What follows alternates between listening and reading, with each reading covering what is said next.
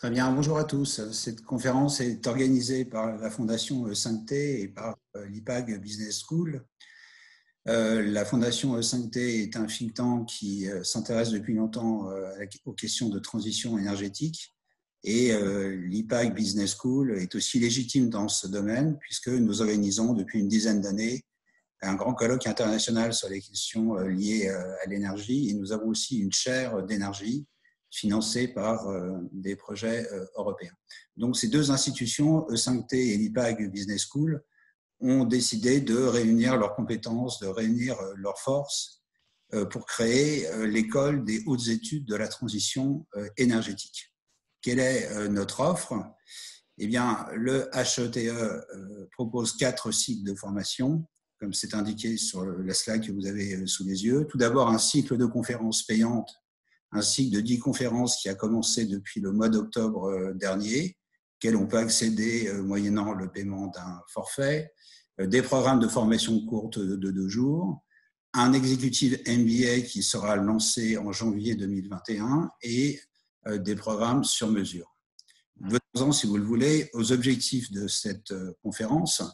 Donc, nous sommes réunis aujourd'hui pour parler de la transition énergétique, moteur ou non de la relance économique, et ceci dans un contexte particulier puisqu'il y a une prise de conscience depuis un certain nombre d'années de la part du grand public, de la part des entreprises, de la part des pouvoirs publics, des enjeux liés à la transition écologique et énergétique.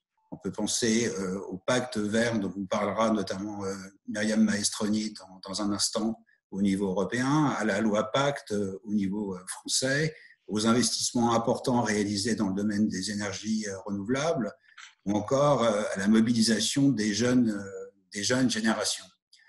Un contexte particulier aussi du fait de l'état de guerre actuel lié à la crise sanitaire. Et une première question qui se pose, c'est finalement, est-ce que cette drôle de guerre ne va pas aboutir à une drôle de défaite ?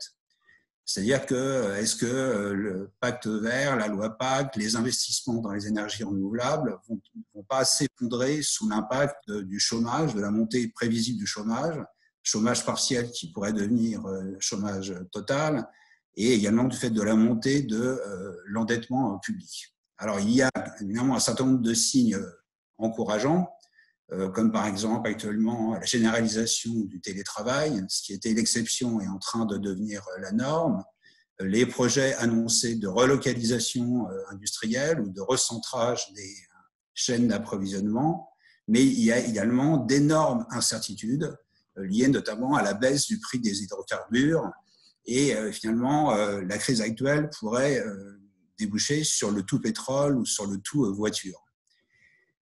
Pour terminer cette présentation, peut-être 3 scénarios envisageables, ce que j'appellerais le scénario hard, le scénario soft et le scénario Green Deal. Le scénario hard, c'est finalement business as usual, rien n'a changé, on décrète implicitement, c'est une image bien sûr, le reconfinement des écologistes, et peut-être pire encore, on met entre parenthèses un certain nombre de réglementations environnementales. Le scénario soft, qu'on pourrait appeler du greenwashing Covid, consistera à dire on vous a compris, on est sensible à vos arguments, on sait que le réchauffement climatique pose des problèmes, mais laissez-nous produire avant de décarboner. Eh bien, commençons par préserver le tissu industriel actuel.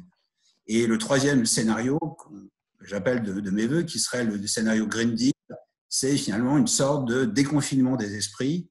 On profite de la crise pour changer de logiciel, pour effectuer des investissements massifs du côté de l'hydrogène ou des énergies renouvelables. Bon, voilà quelques thèmes de réflexion dont vont débattre nos 3 conférenciers.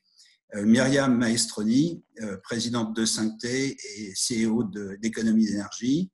Luc Poyer, président de France Nouvelle Énergie et ancien dirigeant d'E.ON. Et Michel Derdevet, ancien secrétaire général d'Enedis et actuellement vice-président de la Maison de l'Europe de Paris. Et donc je cède la parole à Myriam Maestroni. Parfait. Ben, écoutez, merci à tous. Ça fait plaisir de vous retrouver nombreux et préoccupés par ces différents scénarios auxquels on va essayer d'apporter quelques éléments de réponse. Alors bien sûr, je ne pouvais pas démarrer à cette période précise où on démarre le déconfinement sans essayer de tirer quelques premiers enseignements, bien sûr, de ce que nous venons de vivre. Et je suis arrivée à 6, bon, j'appelle ça leçons, c'est bien prétentieux, mais en tout cas, à 6 retours d'expérience peut-être suite à cette crise du coronavirus qui n'est pas finie, puisque malheureusement, le déconfinement ne sonne pas la fin de la crise du Covid, même si on l'espérerait tous. Donc, la première des leçons, c'est que finalement, il y a bien cet accroissement de la prise de conscience sur le changement climatique. Elle est là et puis je crois qu'elle se double finalement d'une prise de conscience sur notre vulnérabilité et c'est les études les plus récentes qui nous donnent ces informations. La deuxième leçon, c'est que bien sûr, la biodiversité est un vrai enjeu.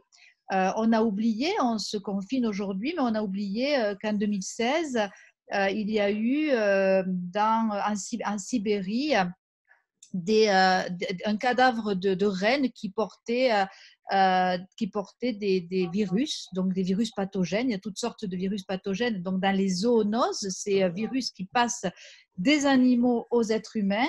Et évidemment, c'est un des enjeux majeurs dans le réchauffement climatique et dans le dégel des zones comme l'Arctique notamment.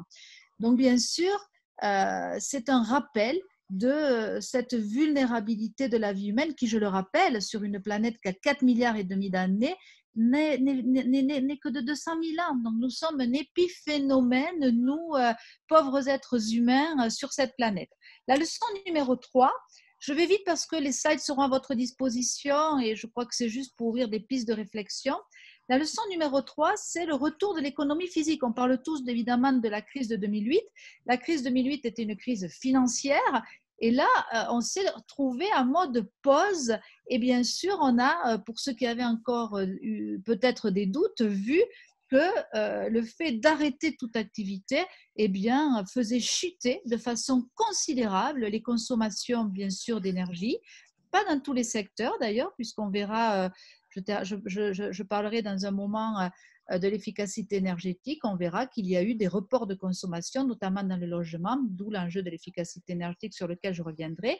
Et on a vu, évidemment, en proportion, pas tout à fait, mais quand même, en parallèle de ces chutes de consommation, une réduction des émissions de CO2, avec déjà quelques statistiques qui ont été publiées dans différents journaux et on est capable aujourd'hui de voir secteur par secteur, évidemment, l'écroulement des émissions de CO2 dans l'industrie, dans le transport, les véhicules particuliers, dans le tertiaire. Il n'y a que le résidentiel, comme vous le voyez, où on a un accroissement des consommations d'énergie. La leçon numéro 4, c'est que Frédéric l'a dit, puisqu'il a pris ça comme référence pour parler de ces scénarios, c'est qu'on a vu émerger ces tensions qui sont latentes entre l'ancien monde et le nouveau monde. On voit que qui dit pacte vert, qui dit économie verte, qui dit relance verte, parle en réalité de l'émergence d'un nouveau paradigme éco-énergétique.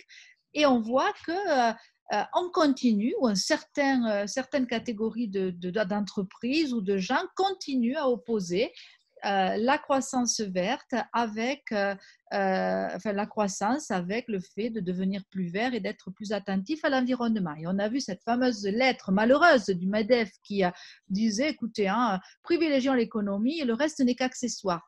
Or, on sent qu'il y a des changements majeurs là-dessus. J'y reviendrai dans un instant. Et en face de ça, on a vu se mobiliser notamment beaucoup de PME au travers de tribunes, mais aussi évidemment des grandes entreprises dans le sens de se redresser, la relance, mais avec le bien commun et la durabilité. La cinquième leçon que nous retirons de tout ça, c'est que finalement, juste pour terminer mon point précédent, je voulais juste souligner que dans notre pays, où on a vu cette économie physique, on est en grand déficit entre les ETI et les PME. C'était juste le transparent, le slide que nous avions juste après. et qu'aujourd'hui, quand on compare la présence de notre Mittelstand français, PME et ETI à nos voisins allemands ou anglais ou italiens, on s'aperçoit que en France, on a 5800 ETI contre 8000 en Italie, 10 000 au Royaume-Uni, 12 500 en Allemagne. Et pourtant, c'est là où évidemment se crée la richesse et l'emploi. Et donc, je trouve que c'est une faiblesse qu'il est important de signaler parce que ces PME, elles sont au travail et elles font partie de l'équation et des solutions. La cinquième leçon, c'est que les changements d'habitude ont provoqué des changements dans les consommations. Donc, on sait aujourd'hui que 73% des personnes qui travaillent à domicile, souhaitent le faire après la crise. Donc, il y aura un certain nombre de changements durables. Évidemment, par définition, elles ne prennent pas leur voiture. On a vu s'écrouler complètement les consommations de produits pétroliers, de carburant. Elles ont repris très, très vite d'ailleurs. Pas à Paris, qui est un cas un peu différent, mais en province, il y a une reprise cette semaine très importante des consommations de carburant et on voit qu'il y a des surcoûts engendrés par le fait de rester à la maison parce qu'il y a des consommations, dans ce fameux 30% supplémentaires dans le logement, un chauffage électrique, un chauffage au gaz naturel, avec déjà des impacts par mois de confinement entre 18 à 97 euros de plus que nous devons nous préparer à payer sur nos factures d'énergie. Évidemment, je ne fais pas référence aux jeux en ligne et ou aux connexions à des bouquets de TV, etc., qui évidemment entraîneront des coûts supplémentaires. Là, je parle d'énergie. Et puis la sixième leçon, c'est l'Europe qui a été très chahutée, qui a réagi malgré tout avec un peu de retard, mais qui reste mobilisée, qui continue à être mobilisée sur le pacte vert qui avait été annoncé fin 2019 parce que ce Covid arrive à un moment très, très significatif qui n'est pas neutre. On était à la fin de la période du 3x20, donc les 20% de réduction d'énergie, 20% d'énergie renouvelable et 20% de CO2 à moins.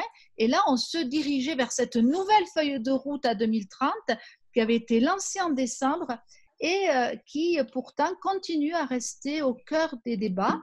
D'ailleurs, on le voit tout de suite après, slide suivant. On continue à être présent, mais évidemment avec des questions. Est-ce que finalement, ce pacte vert et les opportunités de croissance vont permettre cette relance dont on a évidemment plus besoin que jamais? Et on voit, slide suivant, que le premier objectif, malgré le confinement, puisqu'on est au 5 mars, on est juste avant le confinement, on a un premier pas qui est atteindre la neutralité carbone pour l'Europe 2050. Je sais que Michel va revenir là-dessus. Et je signale quand même, parce que j'ai voulu faire un parallèle entre la France et l'Europe, qu'en Europe, on a déjà un certain nombre d'entreprises, pas la majorité, mais mobilisées sur ce qu'on appelle la trajectoire ZEN, donc zéro émission nette, avec un rapport dont j'ai mis les références qui est très intéressant, qui est sorti l'année dernière par EPE, donc les entreprises pour l'environnement. Et donc, nous arrivons à ce constat que finalement, il y a de nombreux chantiers adressés, de tous les secteurs sont concernés pour construire ce nouveau paradigme avec des questions autour des transports, de l'hydrogène, des véhicules électriques, du stockage de l'énergie, de l'autoconsommation, de l'économie circulaire, de la capture du CO2. Je sais que Luc a prévu d'y revenir, en tout cas sur un certain nombre. Et je voulais rappeler que cette transition énergétique, il s'agit bien d'abandonner ou de réduire fortement ou abandonner les énergies fossiles pour aller vers de l'énergie, ce qui est au cœur de la société moderne. On se voit parce qu'il y a de l'énergie, vous m'entendez parce qu'il y a de l'énergie, mais évidemment de l'énergie verte, des économies d'énergie, des nouveaux vecteurs mobilité. On y reviendra. Mais pour aujourd'hui, ce que je voulais vous signaler, donc, c'est que les prises de position pendant la période continuent à être fortes, pendant la période de confinement. On a vu Frans Timmermans, donc, qui est le commissaire européen en charge de la stratégie climatique de l'Union. Donc là, j'ai repris quelques tweets. Donc, le 8 mai, donc on peut tous se suivre par tweet. Donc, moi, c'est @mymaestroni. Je sais que mes collègues ont aussi leurs tweets. Donc, il dit, voilà, si on investit de l'argent, il faut bien sûr qu'on puisse le faire sur une économie verte, inclusive, qui fabrique des jobs et est bonne pour notre santé. Et on rappelle quand même, par la même occasion, que lorsque nous avions investi 30 milliards d'euros pour la précédente crise financière de 2008, ça a été fait sans conditions sur l'environnement, ce qui est vraisemblablement en train de changer avec un commissaire européen qui nous dit, mais attendez, relance économique au Green Deal, mais non, les deux, parce qu'il ne faut plus opposer les deux. Et ces prises de position sont relayées dans notre pays d'ailleurs, puisqu'on le voit. Slide suivant. Donc, Elisabeth Borne, et on a les premiers exemples. Hein. On a Air France qui a été sommé en contrepartie d'aide quand même substantielle de l'État de prendre des engagements écologiques, donc réduire les émissions de CO2 par passager, malgré la situation financière. Parce que justement, on se dit, mais s'ils ne font pas ça, eh bien, il y a des concurrences alternatives. D'ailleurs, ça n'aura échappé à personne. Elisabeth Borne a dit, attention, sur les petits trajets, il y a des alternatives, il y a moins de mouvements, et puis il y a le train, par exemple. Donc, vous devez pousser pour réduire les émissions de transport.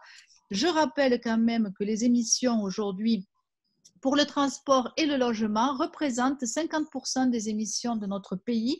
Donc, on voit que c'est des sujets forts. Et en France, on a vu, comme vous le voyez à l'écran, émerger cette rénovation énergétique. Alors moi, je souris parce que j'ai l'impression d'être un peu ringard avec mon livre qui est sorti il y a longtemps déjà, en 2013. Et à l'époque, on parlait d'efficacité, de rénovation énergétique. C'était très abstrait. C'était un truc, on avait du mal à expliquer de quoi on parlait. On parlait énergie renouvelable, on parlait nucléaire, on parlait plein de choses. Mais la rénovation énergétique, c'était difficile. Pourquoi ? Parce que quelque part, c'est difficile de donner une valeur à quelque chose que l'on ne consomme pas, parce que ça fabrique des investissements. C'est un autre type d'économie. On est dans les nouveaux business models. Et aujourd'hui, c'est en train de se corriger fortement. Je n'ai jamais vu autant de prises de parole, je crois, autant concentrées sur le sujet. Donc, on a vu Institute for Climate Economics dire il faut rénover les bâtiments, la Convention citoyenne, il faut rénover les bâtiments, le Haut Climat pour le Conseil pour le climat, il faut rénover les bâtiments. Alors que c'était des sujets qui avaient énormément de mal à être entendus. Et on voit que c'est vrai en France, mais que c'est vrai au niveau européen aussi, puisque les prises de parole sur le sujet de l'efficacité énergétique, slide suivant, notamment de la part de Fatih Birol, que j'ai rencontré lorsqu'on a travaillé sur le livre et qui est devenu président de l'AIE entre-temps. Donc, il y a eu un grand out des principaux pays leaders dans le monde, dit, écoutez, l'efficacité énergétique, ça fait partie des sujets au cœur de notre action. Alors qu'il y a 2 ans, j'étais en Chine avec le docteur Birol, et je peux vous garantir qu'il parlait de tout, sauf de l'efficacité énergétique. Donc, on voit quand même des prises de position au plus haut niveau vraiment évoluer, et on doit s'en réjouir, et pour cause. Cette efficacité énergétique, avec un premier focus sur la rénovation énergétique, elle est extrêmement nécessaire. Il faut comprendre que le secteur résidentiel et les bâtiments tertiaires aujourd'hui, deuxième plus gros émetteur après le transport, donc 20% des émissions de CO2, 29% pour le transport. 15 millions de logements dans notre pays sont en surconsommation d'énergie. 100 millions de logements en Europe. Donc évidemment, être en surconsommation d'énergie, ça veut dire quoi ? Ça veut dire, eh bien, non seulement payer de l'énergie beaucoup plus cher si on est dans un logement en catégorie A, ces fameux DPE, donc diagnostic de performance énergétique obligatoire depuis 2006 dans notre pays, depuis différentes dates dans les différents pays de l'Union. On a appris avec ce diagnostic que tous les logements n'étaient pas égaux. Et si on vit dans un logement classé en G, non seulement on va consommer 9 fois plus d'énergie que si on vit dans un logement A, mais en plus, bien sûr, on va payer 9 fois plus aussi. Et donc, pouvoir d'achat et capacité à avoir plus de confort et moins d'émissions vont de pair. Et bien sûr, aujourd'hui, qu'est-ce qui se passe sur ce secteur ? C'est qu'on est en arrêt complet. On est en arrêt complet parce qu'il n'y a plus de chantier du tout depuis les confinements. Et il y a eu des grands débats pendant la période qui sont très intéressants puisqu'on est face à un double choc de l'offre et de la demande. Je contrôle mon temps en même temps, mais et donc, le sujet, c'est quoi ? C'est un peu la poule et l'œuf. Est-ce qu'il faut relancer l'offre ou est-ce qu'il faut soutenir la demande ? Donc, c'est les deux, bien sûr.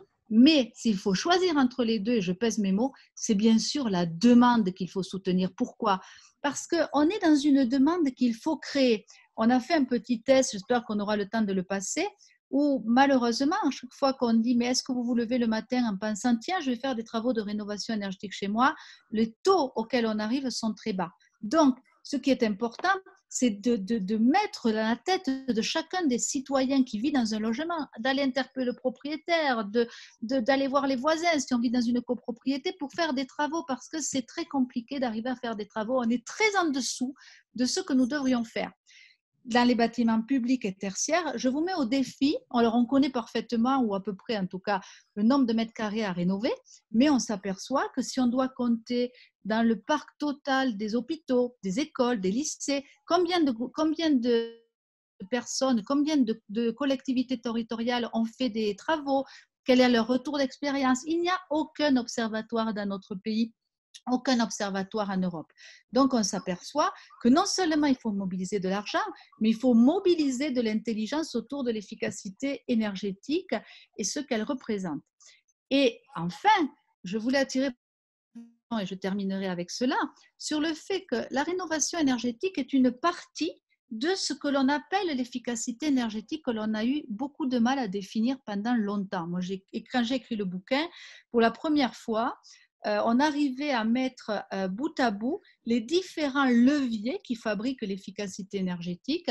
Et j'ai classé ça en énergie 0.0, qui est évidemment le fait qu'on peut changer de fournisseur. Donc, changer de fournisseur, c'est bien sûr s'intéresser à sa facture énergie. Est-ce que j'achète de l'énergie verte? Est-ce que je paye le meilleur prix? Est-ce que je peux avoir moins cher?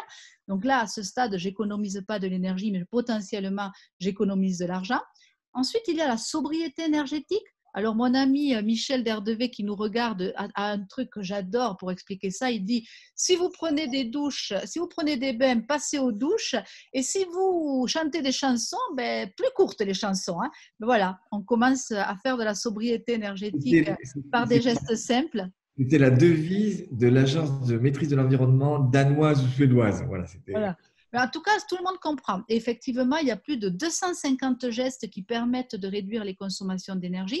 Pour autant, même si on fait des efforts, si on vit dans une maison mal isolée avec des chaudières casseroles de 20 ans d'âge, on consommera trop. Donc, il y a la rénovation énergétique, étape par étape, avec aussi un débat autour, est-ce que je dois obliger? Est-ce qu'on doit sensibiliser? Moi, je ne suis pas en faveur de l'écologie positive. Je pense qu'on doit avoir l'idée que nous sommes tous des grands garçons et qu'on ne vit pas dans un monde où on doit être infantilisé. Donc, il faut qu'on garde le plus possible la capacité à chacun des citoyens de prendre des décisions en connaissance de cause. Et puis, bien sûr, on a l'énergie 3.0, l'optimisation énergétique. Alors, on a vu Linky, Michel, je suis désolée de te dire ça, mais Linky, il faut quand même une interface pour pouvoir analyser ce que raconte Linky. Mais l'idée, c'est que chacun d'entre nous puissions comprendre pourquoi on consomme de l'énergie. Plus grosse consommation d'énergie dans les maisons en électricité, c'est quand on met notre bouilloire d'eau chaude en route. Et bien sûr, c'est possible que depuis 2017, on parle de plus en plus d'autoconsommation, c'est-à-dire la capacité de produire sa propre énergie. Ce sont les 5 leviers de l'efficacité énergétique. On doit agir sur tout ça et il y a, croyez-moi, beaucoup à faire. Et je finirai, avant de vous prendre vos questions, en vous disant que nous devons être le changement que l'on doit voir dans le monde. Je pense que dans la période dans laquelle on vit, un peu de philosophie ne fait pas de mal. Donc, je cite bien volontiers Gandhi. Et puis, comment oublier Einstein qui nous rappelle que le monde que nous avons créé est le résultat de notre niveau de réflexion, mais que le problème qu'il engendre ne saurait être résolu à ce même niveau. Donc, j'espère que beaucoup d'entre vous sauront mobiliser tout ce qu'ils ont comme énergie de cœur, d'esprit pour mettre tout ça au service du monde de demain où il y a de l'espoir, où il y a beaucoup à gagner et où, vous l'avez compris, il y a de la psychologie positive qui nous fait du bien. Et je suis à votre disposition pour les questions. Merci. Alors, malheureusement, nous n'avons pas pour l'instant de questions de la part des auditeurs. Je vais me permettre, Myriam, de t'en poser quelques-unes. Bon, je ne te demanderai pas si tu préfères le bain ou la douche. Bon. Première question, si on privilégie ce que j'ai appelé un scénario Green Deal, c'est-à-dire en fait des investissements massifs du côté l'efficacité énergétique des énergies renouvelables. Où aller trouver aujourd'hui les sources de financement, parce que le financement, c'est quand même le nerf de la guerre, dans un contexte où il y a un accroissement massif de l'endettement public. Ce serait la première question. La deuxième question est relative au télétravail. Tu as insisté sur ce point, à juste titre, me semble-t-il. Est-ce que tu penses que c'est vraiment une tendance durable? Et qu'en est-il dans ta propre entreprise? Et peut-être une troisième question, tu as aussi insisté sur l'Europe. Est-ce que tu n'es pas un petit peu quand même déçu au niveau de ce qui se passe au niveau européen, je veux dire? On voit bien que la crise Covid a été gérée par les États. Est-ce qu'on ne peut pas s'attendre à ce que les scénarios de relance soient des scénarios nationaux et non pas européens? Voilà, ça fait beaucoup de questions.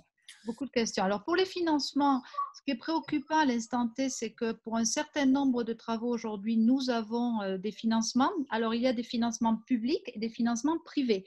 Les financements privés, il y a un mécanisme qui s'appelle les certificats d'économie d'énergie où il y a à peu près 4 milliards d'euros par an. Face à ça, aujourd'hui, l'effort public reste très en deçà, mais il n'y a pas que l'argent.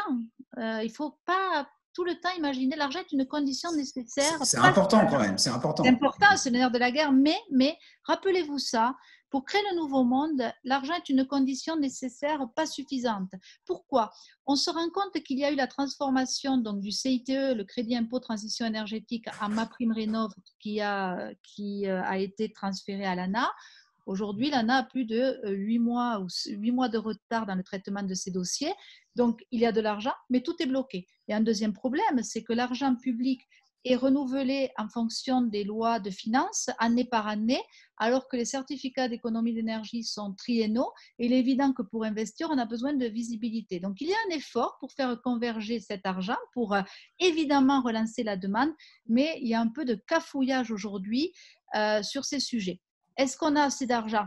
Non. Par contre, je rappelle que quand on donne 1 000 € aujourd'hui pour aider un artisan, et j'ai beaucoup été interrogée là-dessus, c'est bien, il faut le faire, mais c'est encore mieux de donner 1 000 € à quelqu'un pour faire des travaux qui vont à leur tour entraîner besoin de chaudières, d'isolants, local, parce qu'on parle de relocalisation, on parle d'emplois locaux, non délocalisables. Il y a des enjeux de formation. Gaël Giraud en parlait aujourd'hui. On a aujourd'hui des jeunes qui ne sont plus mobilisés sur les métiers qui sont des métiers nobles, de réparer, d'améliorer les maisons. Donc, il y a tout un tas de sujets au-delà de l'argent qui est une mobilisation avec de l'intelligence et qui va directement vers les clients finaux.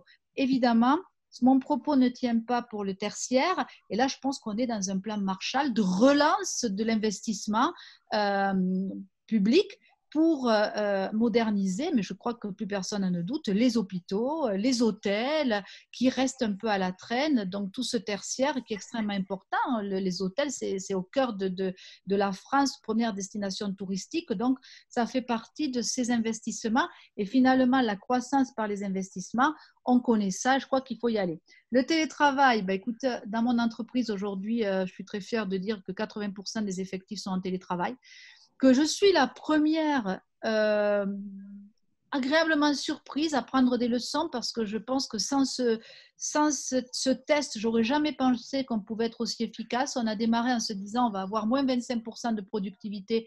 On a conservé notre productivité. Je lisais d'ailleurs dans la presse qu'on était à productivité étale en France à moins 1%.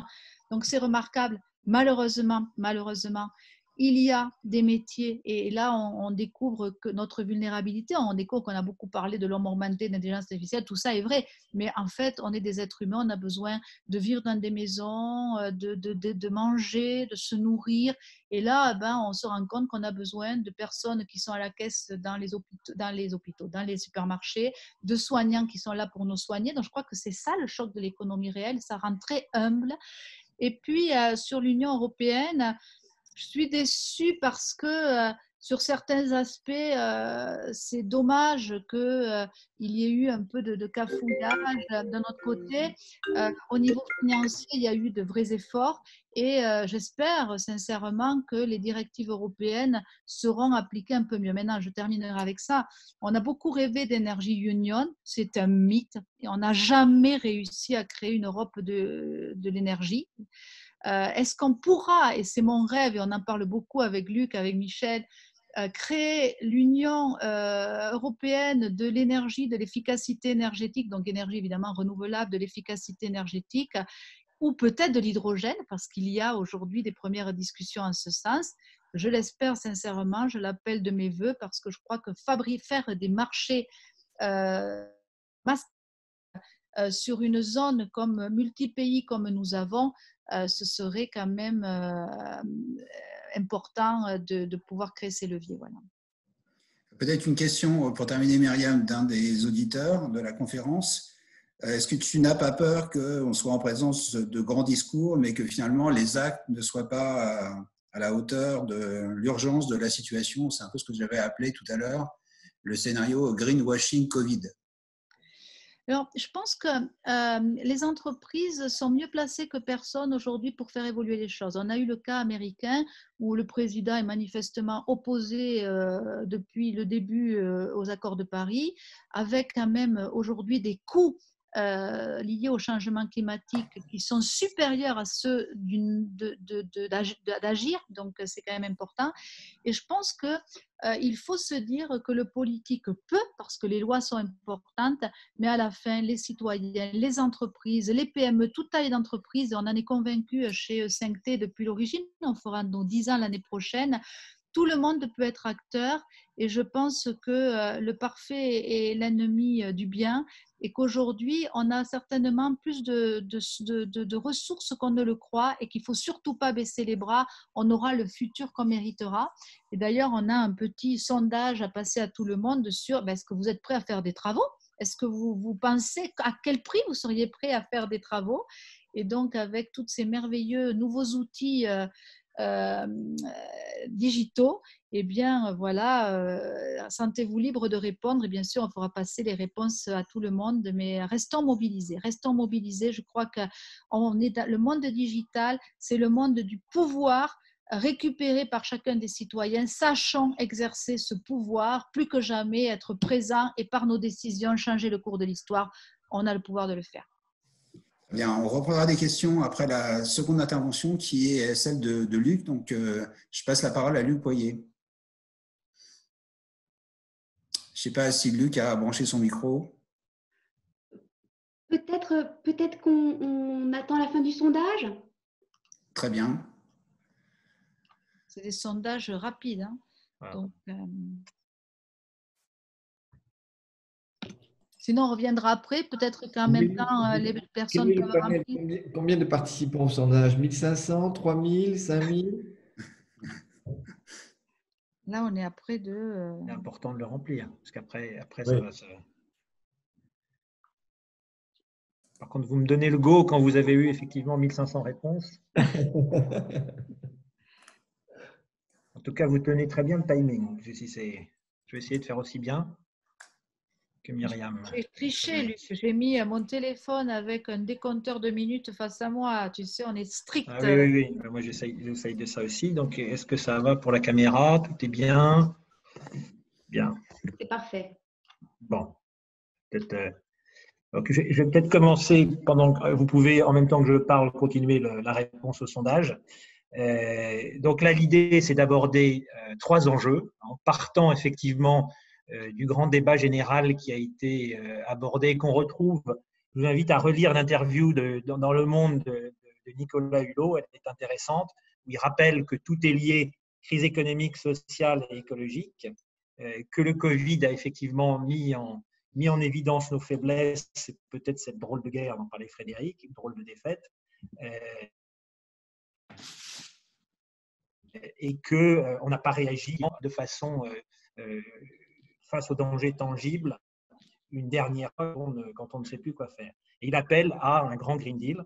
Et il est intéressant de voir que dans le même journal aujourd'hui, il y a la réponse d'un philosophe que je ne connaissais pas, mais qui rappelle, lui, que les clivages qui existent et qui trouve que cet appel à une communion universelle est trop naïve. Donc ça va exactement dans le sens de la question Marion a posées. Et je pense qu'il faut effectivement être prêt à passer aux actes. Et pour passer aux actes, il faut analyser les problèmes un par un. Donc, Myriam l'a très bien fait sur l'efficacité énergétique. Elle a replacé le Green Deal. Michel y reviendra. Moi, je vais essayer de vous parler de 3 sujets concrets, compliqués, où on voit qu'il n'y a pas de solution simple. Il y a une complexité qui doit être gérée et il faut mettre les mains dans le cambouis pour arriver à les traiter. Alors, la première, elle fait souvent en France, on aime bien l'écarter, on aime bien ne pas en parler parce que d'abord, ça nous concerne de façon, entre guillemets, marginale, mais en fait, ça concerne quand même quelques régions. Et là, c'est sensible. Mais on voit qu'en Europe, en fait, il y a pour cette réduction du charbon, il y a un mouvement irréversible qui a démarré. Ce qui est intéressant sur les cartes, c'est qu'on voit en 4 ans comme cette Europe a changé. Il y avait en 2016 que le Royaume-Uni et puis un peu de Scandinavie qui avait prévu la sortie du charbon. Et on voit que depuis 4 ans, quand je dis sortie du charbon, c'est pour la production d'électricité. Il y a aussi une grosse consommation dans la sidérurgie, donc celle-là, elle demeure un problème. Mais il y a dans la sortie du charbon qui s'organise pour l'Europe de l'Ouest avec, par exemple, en France, dès 2022, l'arrêt la plupart des tranches charbon. L'Allemagne a plus de problèmes parce que ça représente un poids beaucoup plus fort, on va le voir dans son mix, et c'est pour entre 2035 et 2038. Ce qui est important, c'est qu'on voit que cette décision qui paraît évidente, la sortie du charbon, l'énergie fossile qui émet le plus de CO2 par rapport au gaz, et on sait que l'ensemble des énergies fossiles représentent 80% de la consommation d'énergie dans le monde, qu'il faut commencer par là et que ça ne fait pas l'unanimité. Vous voyez que la Pologne, par exemple, mais il y en a d'autres, n'a pas commencé même les discussions sur une sortie du charbon. Et on voit, j'ai mis à droite, ce qui est embêtant, c'est que cette fracture politique se joint à une fracture sociale, c'est-à-dire que ce sont des pays à l'Est qui sont avec un niveau de revenu, de richesse par habitant plus faible, qui eux ne sortent pas du charbon. Alors non, oui, dans des pays qui sont concernés, oui, c'est une réelle sortie du charbon. Alors effectivement, si on ne sort pas tous ensemble du charbon, comme il y a une très très bonne question, si on ne sort pas tous ensemble, ça peut délocaliser, puisque au moins une partie de cette Europe est réunie par une plaque de cuivre. Donc si je prends le cas de la France et de l'Allemagne, effectivement, si l'Allemagne ne sortait pas, on pourrait très bien se retrouver, et on se retrouve à importer des électrons carbonés par cette plaque de cuivre. Donc, il faut bien entendu que ce soit un mouvement d'ensemble. Merci de me l'avoir rappelé. Alors, je reviens aux risques économiques et sociaux. Alors, on voit à gauche la baisse tendancielle du charbon.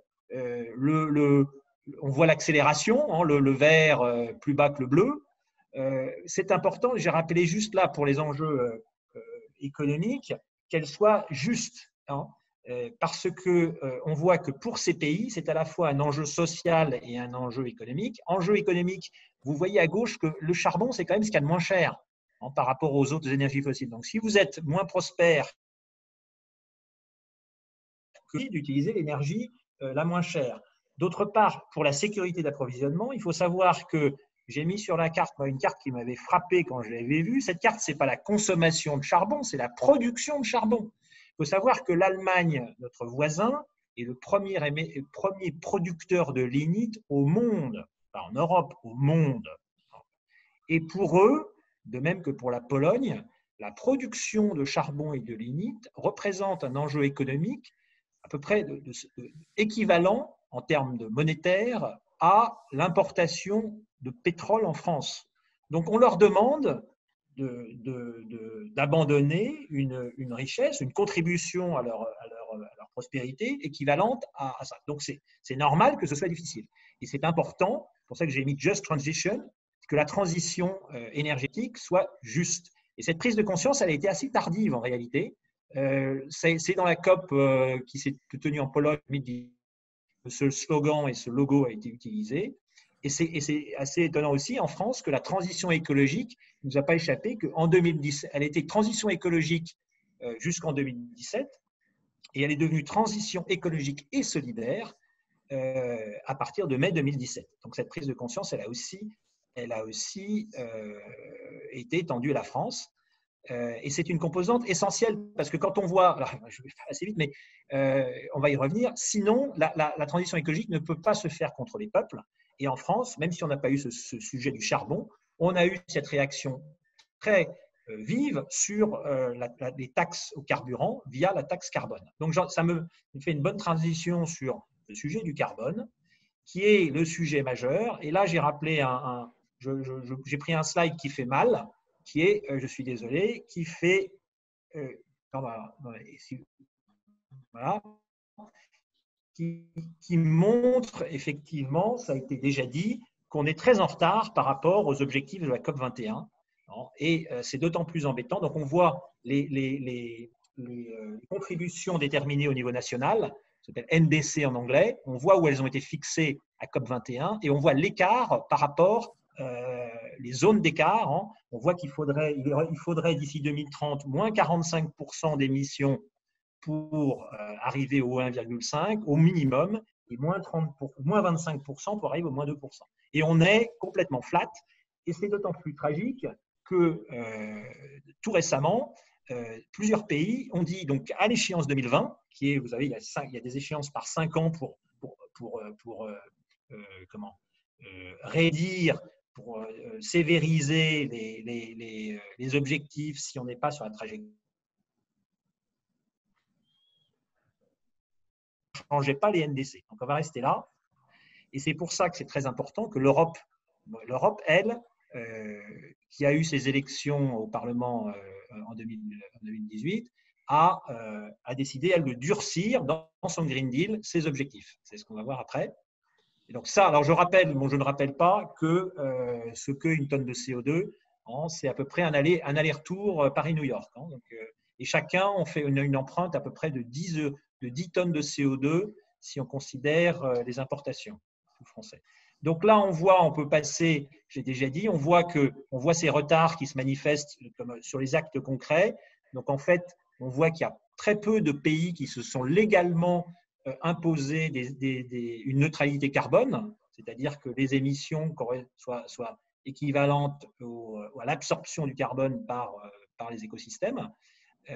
Et on voit que les autres engagements, donc les autres lignes, un prix du carbone, sur prévoir l'arrêt des subventions ou des aides directes ou indirectes aux fossiles ou mettre en place des financements. Ça, c'est un document de l'ONU qui est sévère et qui voit qu'il y a des retards. Et on voit même que dans certains secteurs comme l'aviation, alors là, c'était avant Covid, donc je pense qu'il va y avoir un effet retard, mais aujourd'hui, après la reprise, voilà un secteur qui va se mettre à émettre de plus en plus. On pourra en parler dans les questions, mais c'est pour montrer que le paysage est quand même très sombre de ce côté-là. Et donc, en Europe, on peut se demander comment fonctionne, face à ces enjeux considérables au niveau de la planète, le système qui est un peu la colonne vertébrale de la décarbonation européenne, qui est le marché du carbone. Donc, le marché du carbone, je passe très vite, mais c'est un système de marché, donc avec un cap, il plafonne les émissions européennes et il touche à peu près 45% des émissions dans l'Union européenne en obligeant les industriels et les énergéticiens qui détiennent 11 000 sources fixes à acheter, c'est le principe du pollueur-payeur, à acheter des crédits carbone à mesure qu'ils émettent. Très simplement, c'est ça. Et on est aujourd'hui, on est en train de terminer la 3e phase et on va rentrer dans la 4e. Et on est à un moment très important, je vous en parle, parce que dans ce Green Deal, il doit y avoir la rénovation d'un certain nombre de mécanismes à l'intérieur de ce système. Donc, c'est très important qu'on le fasse bien. Alors, on voit comment est-ce qu'il a été marqué par le Covid. Donc, on a vu dans les slides de Myriam qu'en termes journaliers, il y a une chute énorme.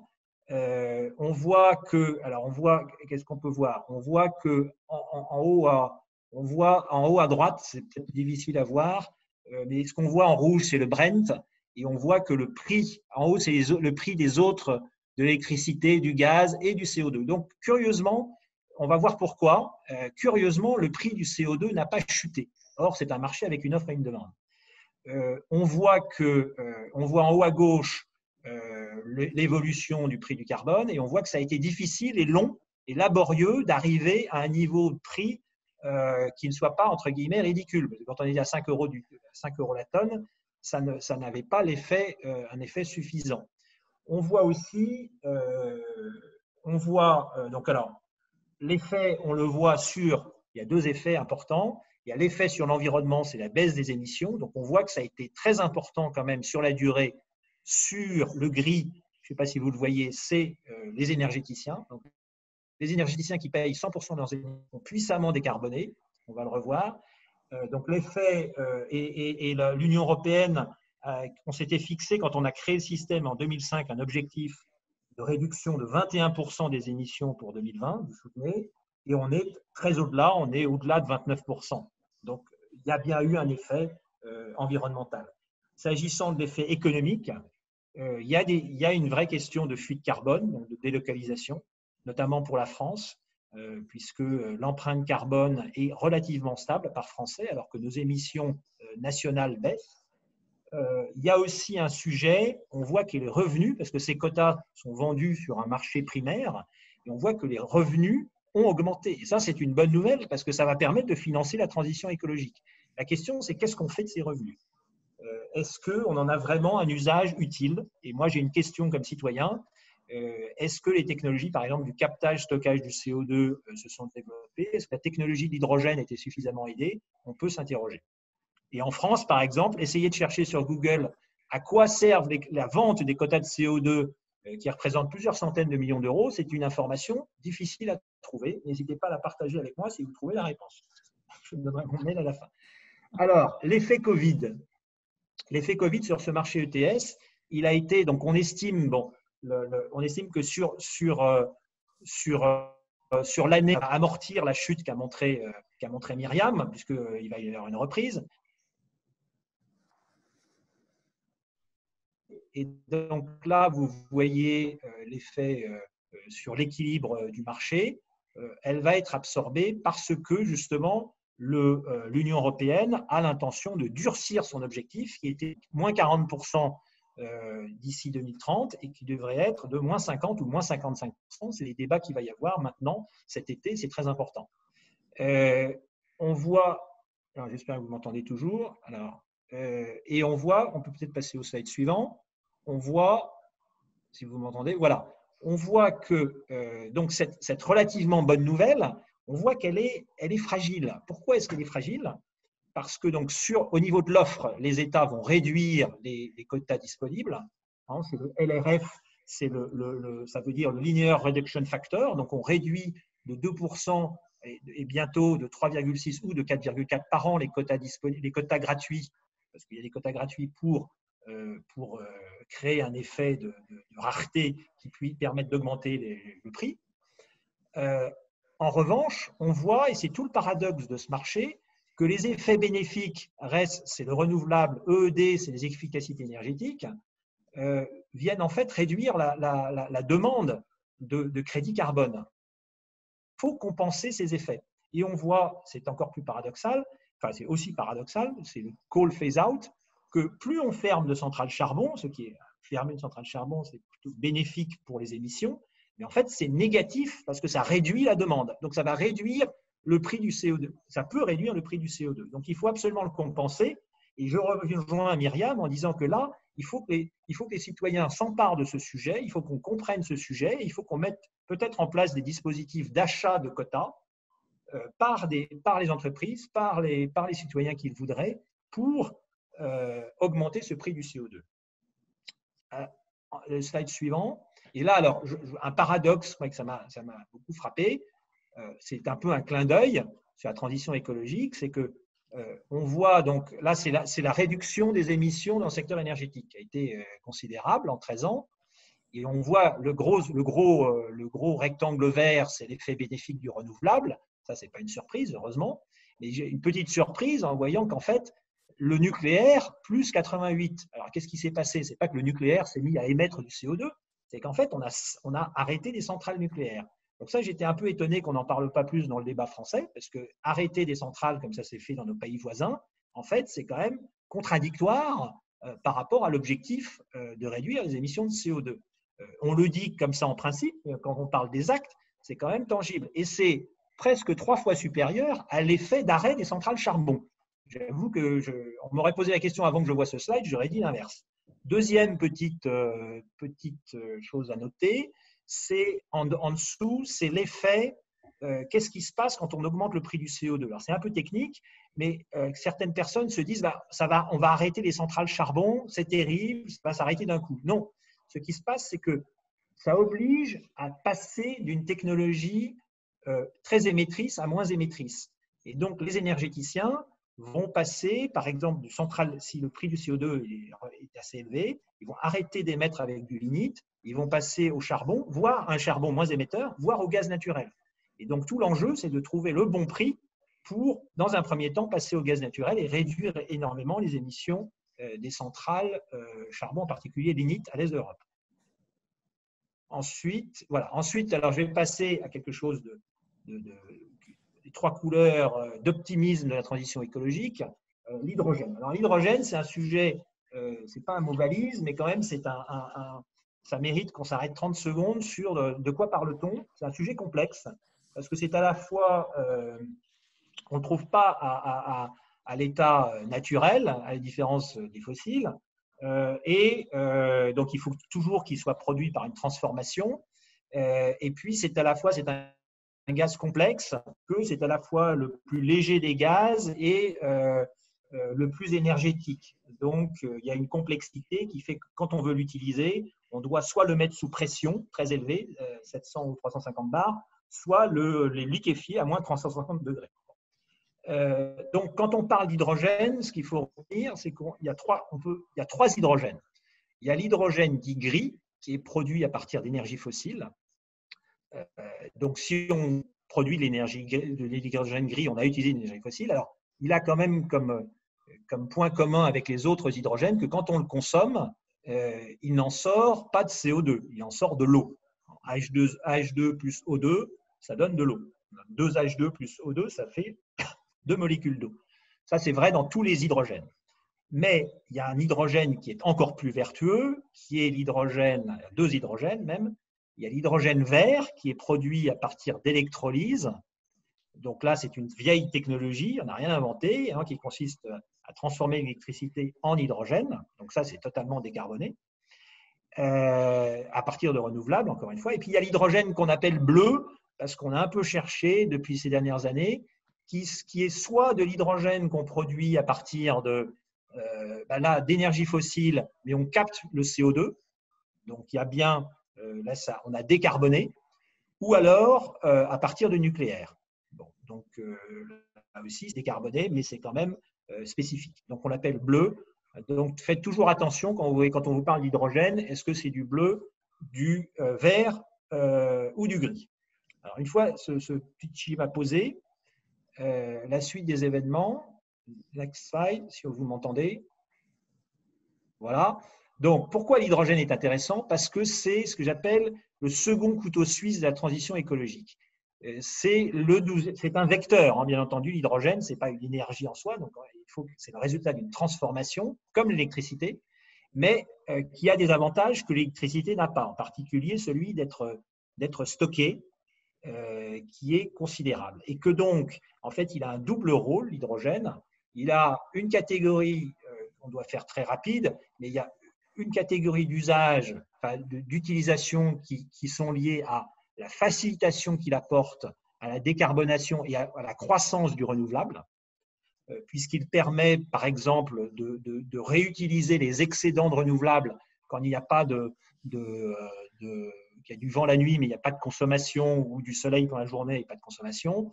On peut le stocker grâce à ces technologies d'électrolyse, le remettre, le réutiliser, l'injecter dans les tuyaux de gaz avec des proportions définies, et s'en servir comme d'un stockage. Et puis de l'autre côté, dans les usages, il y a de nouveaux usages.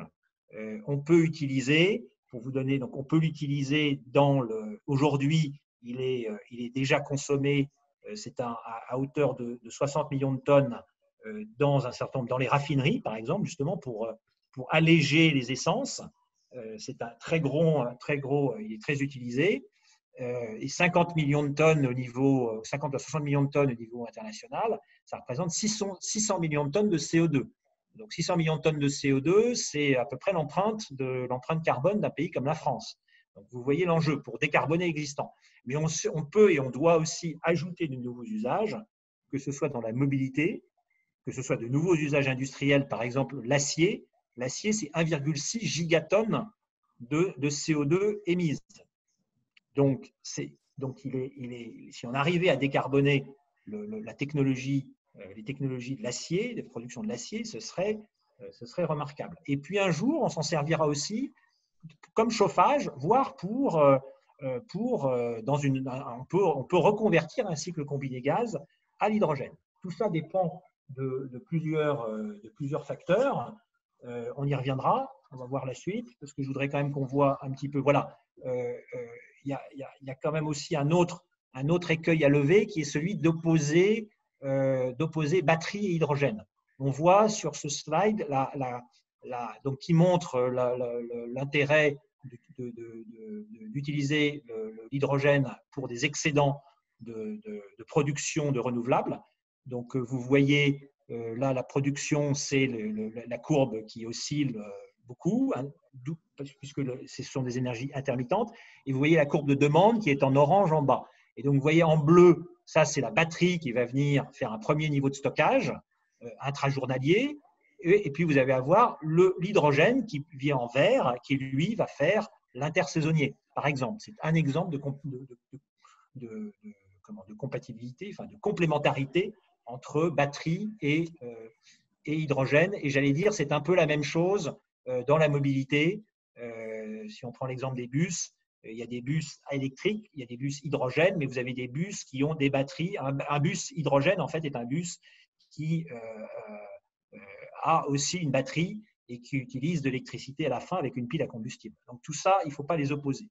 Alors, très important, c'est l'opportunité que l'hydrogène offre de créer une filière industrielle majeure en Europe. On a laissé passer le train sur beaucoup d'éléments dans la transition écologique, en particulier dans le solaire, un peu moins dans l'éolien, mais qu'on produit l'électricité solaire, c'est très bien, mais les producteurs de composants à l'extérieur de l'Europe, en particulier en Asie. Et donc, il est très important, à mesure que la filière décolle, qu'on ne rate pas ce virage, et en particulier l'enjeu de détenir chez nous deux éléments clés qui vont être les piles à combustible, qui vont être au cœur de la mobilité, et les électrolyseurs, qui vont être au cœur de la décarbonation de l'industrie et du stockage. Voilà. Donc là, vous voyez les enjeux. 325, si aujourd'hui, on pourrait plus que doubler d'ici 2030 et on pourrait faire x8 d'ici 2050 dans des scénarios ambitieux.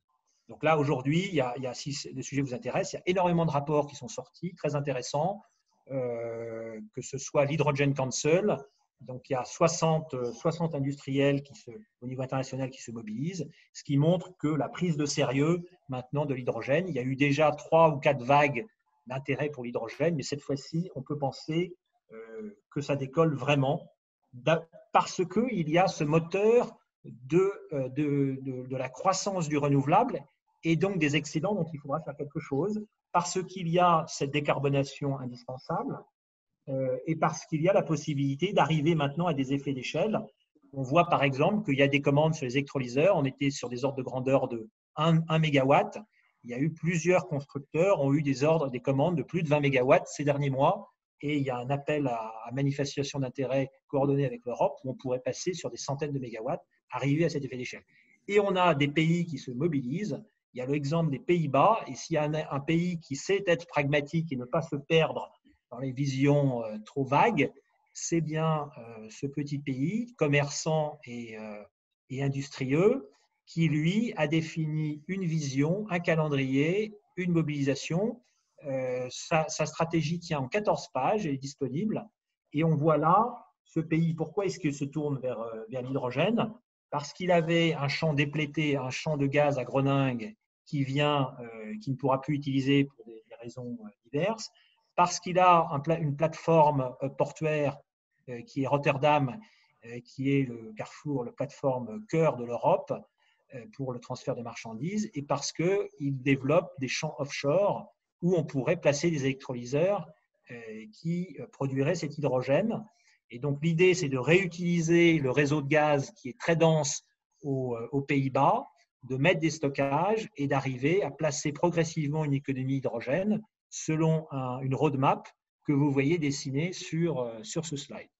Et donc, ce n'est pas du tout impossible. La France et l'Allemagne réfléchissent en ce moment même à définir elles-mêmes leur stratégie hydrogène. Mais là, si je prends juste pour l'exemple les Pays-Bas ont déjà un objectif en mobilité pour 2025 très supérieur à celle de la France en 2028. Donc, alors que c'est un pays qui est 3 fois plus petit que la France.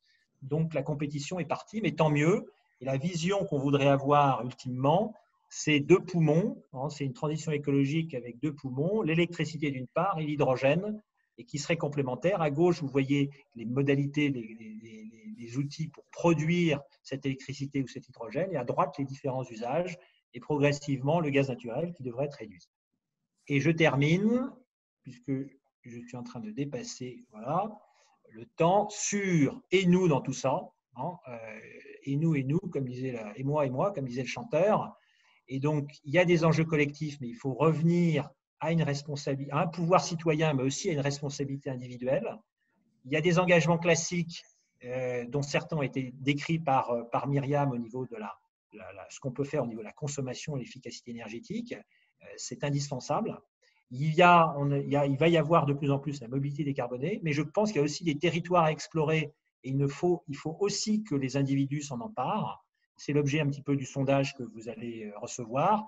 C'est est-ce qu'on est capable d'investir dans des puits de carbone vert, donc de capter du CO2, parce que si on ne fait pas ça, ça ne suffira pas, mais si on veut arriver au zéro émission nette, il faut aussi être capable d'avoir des puits, une utilisation négative du carbone, être capable de l'absorber. Il faut savoir utiliser le marché des quotas ETS, il faut reprendre ce pouvoir. C'est ce que résumé par le buy, bank and burn, acheter des quotas, les stocker et les retirer du marché quand l'Union européenne a démontré qu'elle a elle-même pris les engagements jugés suffisants. Et puis investir dans des technologies bas carbone, ça peut être l'hydrogène vert, mais ça pourrait être plus le captage aussi de CO2, qui est une technologie qui n'est pas encore arrivée à la maturité espérée pour atteindre nos objectifs européens. Voilà. Très bien, merci. Un peu long. Alors oui, ici, il y a le petit sondage et puis les questions qui défilaient en même temps que je parlais, donc c'était difficile de répondre en même temps. Je vais peut-être résumer les questions, Luc. Alors, beaucoup de questions sur le charbon. Tout d'abord, dans le match France-Allemagne, je n'entends pas très bien. Attendez, pardon. Oui, dans le match France-Allemagne, est-ce que ce n'est pas un faux problème dans la mesure où c'est la France qui exporte plutôt de l'électricité vers l'Allemagne plutôt que l'inverse?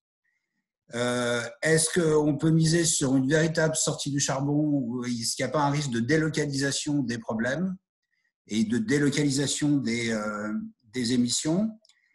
Est-ce qu'en Europe, le véritable problème, ce n'est pas le gaz et la dépendance de l'Europe vis-à-vis de la Russie? Une question aussi sur le prix du CO2. Est-ce qu'il ne faut pas profiter de la crise actuelle pour augmenter ce prix? Et une question également sur l'hydrogène vert, qui semble être la solution à beaucoup de problèmes. Quels sont les freins aujourd'hui au développement de l'hydrogène vert? Donc, beaucoup de questions. Et peut-être j'en rajouterai une. On est avec un prix du baril de pétrole qui oscille entre 25 et 30 $, donc le baril. Est-ce qu'à ce prix, le charbon est toujours dans le jeu ou est-ce qu'il est hors jeu? Mais à 25 $ le baril, est-ce que ce ne sont pas aussi les énergies renouvelables qui sont hors jeu? Oui. Pardon, oui. Toute cette batterie de questions. Hein. Bon. Et tout ça, batterie, j'ai combien de temps là? Il est 7h10 et il faut que je passe à rapidement. On compte sur ton esprit de synthèse. Esprit de synthèse. Alors, attends, et par contre, excusez-moi, j'ai un micro. J'espère que vous m'entendez parce que moi, je ne vous entends pas très bien. C'est bon pour vous le son? Oui, ça va. Vous m'entendez? Bon. Alors, d'abord, le charbon, faux problème entre la France et l'Allemagne. Alors, bravo pour la question patriotique. Mais malheureusement, je me souviens, j'ai reçu un soir comme ça un coup de fil de Catherine Ney qui avait découvert ça, qui m'appelle en disant j'ai appris que la France n'était plus exportatrice vers l'Allemagne d'électricité. Eh bien oui, nous sommes importateurs d'électricité d'Allemagne. Nous sommes exportateurs globalement avec nos voisins, l'Italie, la Grande-Bretagne, la Belgique, je crois, mais vis-à-vis de l'Allemagne, nous sommes importateurs. Et donc, nous sommes directement concernés par le fait qu'ils décarbonent leur mix ou non. Voilà. Et eux de même que eux sont assez concernés aussi par le nucléaire français en réalité. Donc ça, moi j'appelle de mes voeux à ce qu'il y ait une coopération la plus étroite et la plus approfondie possible sur ces sujets avec d'abord une compréhension des enjeux pour l'autre. C'est ce que j'ai essayé de vous montrer sur le charbon. J'ai essayé de vous dire c'est quand même des gros enjeux pour les Allemands. J'ai oublié de dire que c'est quand même 250 000 personnes en Europe qui travaillent dans le charbon. Et donc, c'est beaucoup plus facile pour nous, entre guillemets, même si on a des enjeux régionaux en Lorraine et en Provence, que pour les Allemands. Même chose, eux, il faut qu'ils se disent le nucléaire en France, c'est quand même quelque chose de très sérieux et d'utile pour la décarbonation, comme on l'a vu.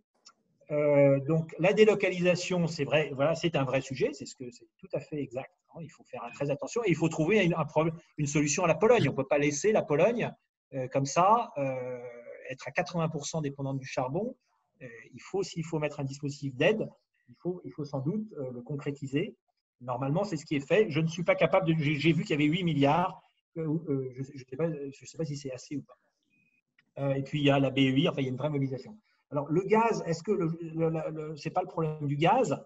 Il faut traiter les sujets un par un. C'est vrai que les trois fossiles, pétrole, oui, le charbon ne suffira pas. On n'aura pas résolu les émissions. Le monde, c'est 33% de l'énergie, c'est du pétrole. Après, c'est le charbon et après, c'est le gaz. Donc, il y a un sujet gaz, mais bon, il faut tout traiter. Il faut commencer peut-être certainement par le charbon. Ensuite, ce qui s'est passé quand même dans ces dernières années, c'est le verdissement du gaz aussi. Et ça, c'est bien, et il faut que ça s'accélère. On aura besoin de gaz et il faut le verdir. Sur la question du prix du CO2, oui, c'est, je pense, la clé, c'est qu'il faut arriver à le faire monter. Il faut faire attention parce qu'on a vu que mettre une trajectoire décidée de façon centralisée, unilatérale, ça peut avoir des effets induits non prévus. C'est ce qu'on a vu avec les gilets jaunes quand même. C'était vraiment un effet de la taxe carbone. Et alors, résultat, on a gelé le prix à peu près 40 € la tonne. Et aujourd'hui, je ne connais pas, moi, le futur de la trajectoire française. Donc, le marché, c'est quand même pas idiot. Il faut l'utiliser.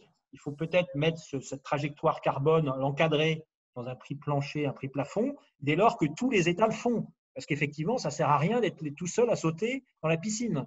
Si les autres ne sautent pas avec nous, on sera les seuls à avoir très froid. Donc, il faut faire ça ensemble. Et pour l'hydrogène vert, effectivement, il faut réunir un certain nombre de conditions pour y arriver. En fait, pour que l'hydrogène vert soit utile, soit économique, il faut plusieurs choses. Il faut qu'il y ait des effets de série importants, mais l'hydrogène vert, c'est aux 2/3 du prix de l'électricité. 2/3, 3/4, la composante, ça vient du prix de l'électricité. Alors, il y a des gens qui disent il n'y a qu'à réduire l'électricité à très peu cher et puis ça marchera. Non, c'est le prix, en fait, c'est l'écart entre le prix du gaz et le prix de l'électricité. Donc, ce n'est pas la peine de mettre en faillite les producteurs d'électricité, décarbonés en plus. On peut maintenir un prix d'électricité raisonnable et avoir le prix du carbone qui sera inclus dans le prix du gaz et qui, là, va pouvoir rendre l'hydrogène vert compatible. Ce qu'on peut aussi faire dans la réglementation européenne, c'est comme on l'a fait pour les biocarburants, imposer, par exemple, quand vous êtes un raffineur, imposer dans la production d'essence, par exemple, que l'hydrogène qui est utilisé, une proportion croissante, soit verte. Voilà. Donc ça, c'est d'autres façons d'aider l'hydrogène. Et aujourd'hui, il faut faire donc feu de tout bois, prix du CO2, un market design et des effets d'échelle aidés par des subventions ciblées sur cette filière industrielle qu'on appelle de nos voeux, avec des coopérations là aussi européennes, un peu comme l'Airbus, comme on l'a fait dans l'aéronautique avec Airbus, même si Airbus a des difficultés aujourd'hui, mais c'est une autre histoire. Bien, merci beaucoup Luc pour ces précisions. On me rappelle à l'ordre pour des questions de timing, donc je vais passer la parole à Michel Dardevet. Merci beaucoup. Je ne sais pas si les micros fonctionnent, c'est bon? Ça va? Oui, c'est bon. Bon. Mais je suis ravi d'être avec vous et de pouvoir prolonger cet échange. Alors, les interventions de Myriam et de Luc étaient extrêmement complètes, extrêmement pédagogiques et extrêmement bien documentées. Donc, c'est compliqué quand on arrive un petit peu à la fin. C'est pour ça que je ne vous proposerai pas de slide. Je vais essayer peut-être de résumer et de me centrer un peu sur des questions de politique européenne de l'énergie qui ont été abordées par Myriam in fine et puis assez longuement par Luc. D'abord, on vit, et ça a été évoqué par Myriam au début, mais c'est quand même quelque chose qui est pas assez souligné. On vit un choc comme on n'a jamais connu. Enfin, je veux dire, notre génération, on a vécu les 2 chocs pétroliers, mais là, on a un choc énergétique global, c'est-à-dire effondrement de la demande, 6% de la demande en moins sur 2020. Ça veut dire qu'en gros, c'est l'équivalent de la demande énergétique, de la consommation de la France, de l'Allemagne, de l'Italie et du Royaume-Uni qui va être effacée sur la planète. C'est colossal. On n'avait jamais connu ça, en tout cas nos générations. Deuxièmement, un mouvement qui peut-être est temporaire, enfin qui est quand même extrêmement important, de chute des prix du pétrole et du gaz, et dès lors de viabilité d'un certain nombre de modèles d'entreprises, et les plus petites et les plus moyennes vont sans doute extrêmement être affaiblies, donc avec sans doute des phénomènes de concentration en horizon de 6 mois à 1 an de l'ensemble des acteurs de la chaîne pétrolière, de la chaîne gazière. Ce qui est compliqué, c'est de distinguer ces effets à court terme de ce qui sera peut-être dans la phase de reconstruction les énergies stratégiques et centrales. En gros, est-ce qu'on n'aura pas un effet d'aubaine qui consistera à repartir très vite sur la base d'énergie fossile si elle reste à des prix accessibles? Supposons que la compétition entre l'Arabie Saoudite, la Russie et les États-Unis continue en matière de production pétrolière. Si on a un pétrole extrêmement bas, est-ce que ça ne risque pas de remettre en cause ce qui a été le phénomène de ces dernières semaines, c'est-à-dire priorité aux renouvelables et une très bonne résistance des renouvelables, notamment dans la production d'électricité? Donc, tout ça, c'est des questions qu'il faudra regarder en raison de 3 mois, 6 mois, 1 an, mais dans laquelle le côté prophète va être compliqué à installer. Quand on regarde, Luc l'a abordé avec énormément de détails et beaucoup de compétences et d'expertise. Oui, les pays européens amorcent graduellement une sortie du charbon. Mais en fait, ils amorcent aussi une sortie du charbon vers le gaz. Mais je crois que c'est Philippe Adhéron qui posait le question tout à l'heure. On voit aussi un autre mouvement de glissement du gaz vers l'électricité. Pour mémoire, la Suède, dès 1979, avait initié le remplacement des chaudières fuel par des chaudières gaz, et puis aujourd'hui est sorti même de tout ce qui est le thermique gaz pour le tertiaire. Le Danemark, dès 2013, a interdit les chaudières fuel et gaz.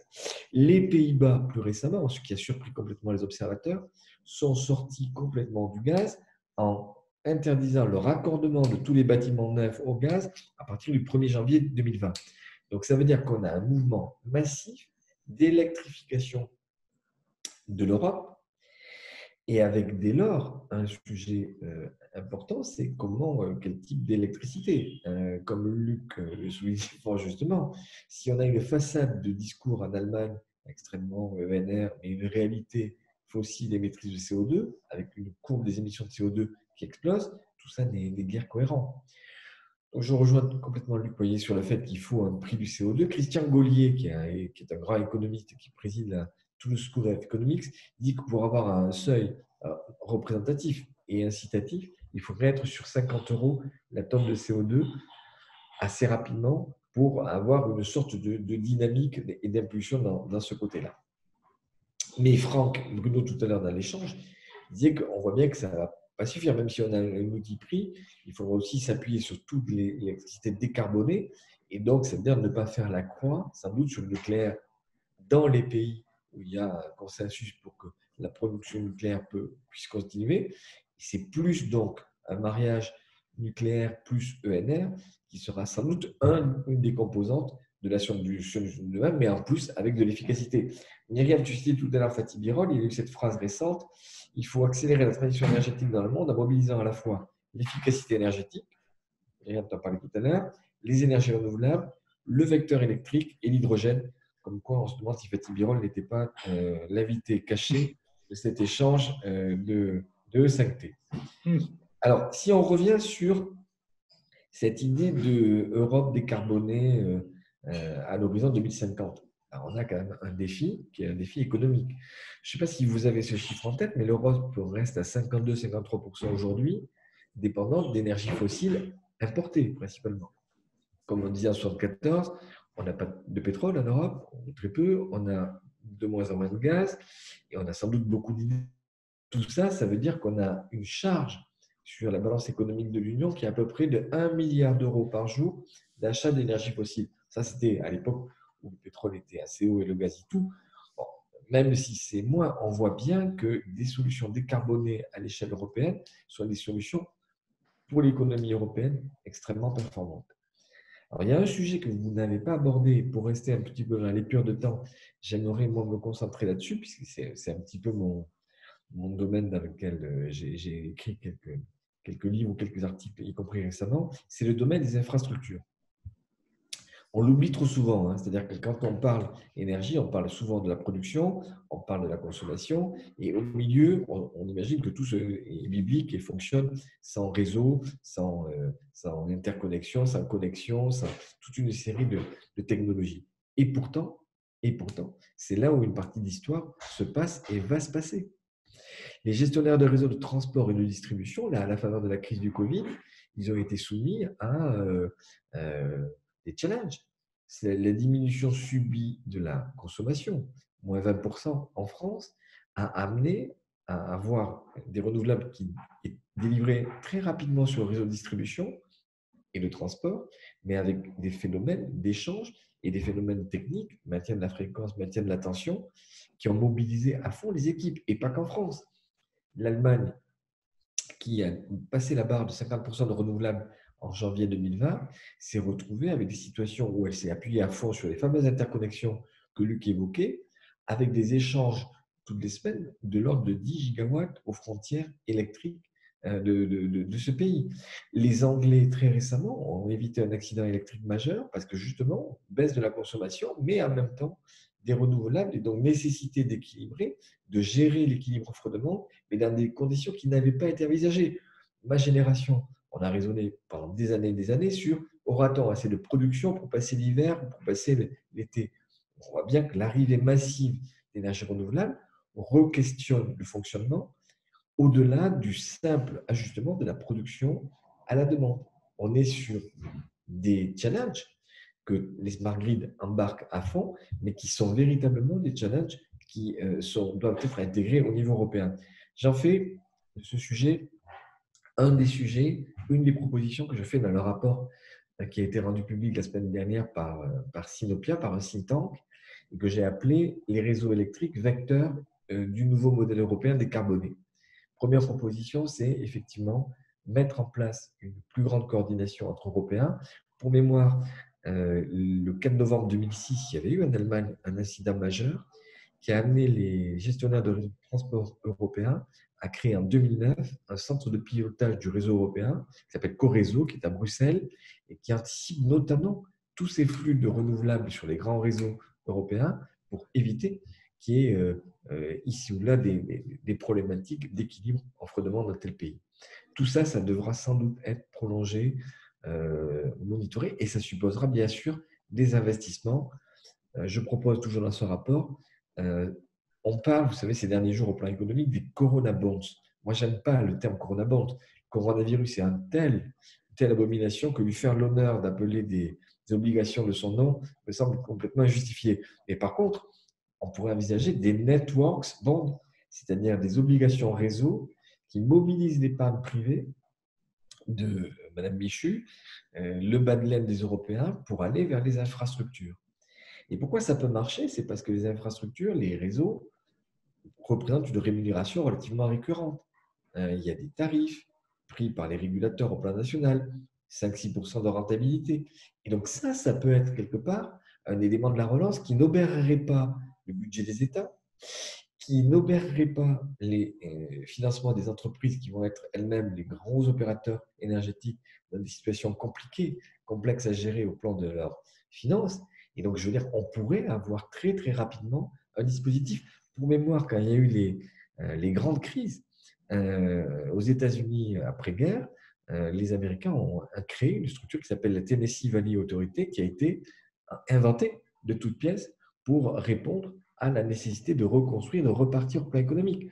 Nous, en France, en 46-47, tous les investissements sur le réseau haute tension ont été fortement encouragés, pareil, au lendemain de la guerre, pour remettre un élément de dynamique économique.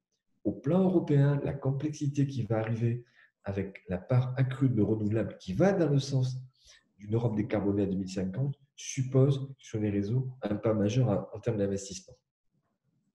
Je propose aussi autre chose qui fait partie des grands chantiers que l'Europe pourrait avoir demain dans le cadre du Green Deal, c'est l'électrification des autoroutes européennes pour avoir des systèmes de recharge pour les véhicules propres.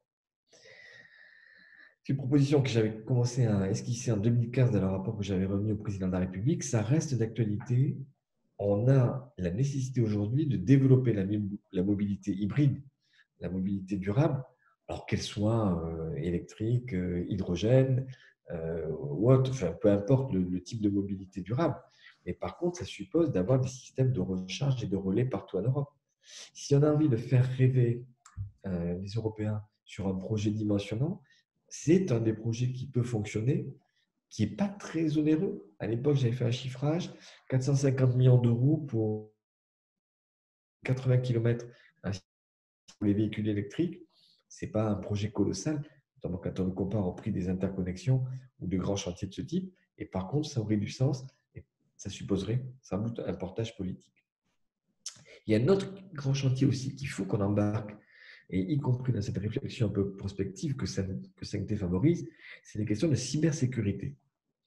La crise du Covid nous oblige à réfléchir à l'hypothèse d'une attaque sur un certain nombre d'infrastructures stratégiques. Et vous le savez comme moi, les infrastructures électriques sont parmi les infrastructures les plus stratégiques, les plus vitales dans nos pays. Or, pour l'instant, on travaille en Europe à la maille de chaque pays. On travaille plutôt bien en France grâce à une agence dépendante de l'État qui est extrêmement performante et qui rentre vraiment en profondeur sur les sujets avec l'ensemble des opérateurs. Mais la coordination en matière de cybersécurité entre États européens, elle est embryonnaire. Et donc, on voit bien que là, il y aurait un chantier extrêmement important. Pourquoi? Pour ne pas attendre, au-delà d'une crise sanitaire, une crise technologique, une crise cyber sur les réseaux, et notamment les réseaux électriques. Ce n'est pas un sujet théorique. C'est un sujet aujourd'hui qui est évoqué par bon nombre d'experts. Ça suppose une mutualisation, ça suppose un travail en commun au niveau européen. Il y a un deuxième sujet qu'on pourrait aussi aborder au niveau européen dans le cadre du Green Deal, c'est le sujet du digital et du numérique. Demain, les consommateurs vont être de plus en plus à même, et une question tout à l'heure sur Linky, d'avoir des informations sur leur profil de consommation, sur là où ils pourraient eux-mêmes participer aux économies d'énergie. Oui, mais tout ça, ça suppose aussi des critères de protection, des critères de respect des libertés individuelles. C'est un sujet qui, Luc connaît par cœur l'Allemagne, un sujet qui est très sensible en Allemagne. Et je veux dire, les Français et les Allemands travailleraient, par exemple, sur un RGPD des données électriques ou des données énergétiques. Je suis sûr que c'est une proposition qui embarquerait un certain nombre d'acteurs. Et après tout, ça partirait d'un cloud souverain qui est souvent appelé de nos voeux par les politiques. Aujourd'hui, dans l'énergie, on va avoir de plus en plus de gestionnaires qui vont collecter des informations. Ces informations, on sait tous qu'il faut les protéger, mais peut-être avec des règles du jeu communes, partagées entre pays européens. En tout cas, si on ne le fait pas, c'est clair que c'est les grands acteurs américains ou chinois qui viendront sur ce marché des données. Et je ne suis pas sûr que ce soit dans l'intérêt du consommateur européen qui opère, qui sera sans doute principalement dans un intérêt commercial. Voilà les quelques idées esquissées au passage. Mais l'enjeu, encore une fois, c'est de mutualiser nos efforts et ne pas rester en matière énergétique purement nationale. Si on se dit on va inventer chacun une solution, on n'y arrivera pas. Le cap du Green Deal, il doit être complètement conservé. C'est un cap, Myriam l'évoquait à la fin de ton intervention, qui doit être porté, mais pas uniquement par Mme van der Leyen ou par Frank Timmermans. Il faut le porter au niveau politique national, il faut l'accompagner et bien entendu dans une logique où on va en même temps, je terminerai par là, intégrer les questions de précarité, intégrer les questions d'accès à l'énergie. Le lendemain de la crise du coronavirus, on aura des consommateurs qui seront de plus en plus en difficulté pour payer leurs factures. Et donc, on voit bien qu'il faudra aussi qu'il y ait un pilier social au Green Deal. Moi, je milite de longue date pour un bouclier énergétique européen qui pourrait être fait à la fois de la fameuse taxe carbone aux frontières, mais aussi de mécanismes de redistribution. Vous savez, l'histoire de l'Europe, elle est marquée à la fois par un pilier qui est la compétition, mais elle est aussi marquée par un pilier qui s'appelle la solidarité, les échanges. Et ça, je pense que ce pilier-là, il ne faut pas l'abandonner. Encore une fois, si la réponse aux défis qui nous sont posés, c'est uniquement le chacun chez soi et l'absence de vision d'une Europe solidaire et qui réponde à la question de la précarité, je pense qu'on sera très très loin de l'épure. Donc voilà, je ne sais pas où j'en suis en termes de minutes, Myriam ou Aurélie, mais voilà les quelques on peut prendre quelques questions, si tu veux, Michel. Quelques questions des auditeurs. Merci pour cette intervention. Alors, peut-être des questions qui seraient pour toi, Michel, de la part des auditeurs.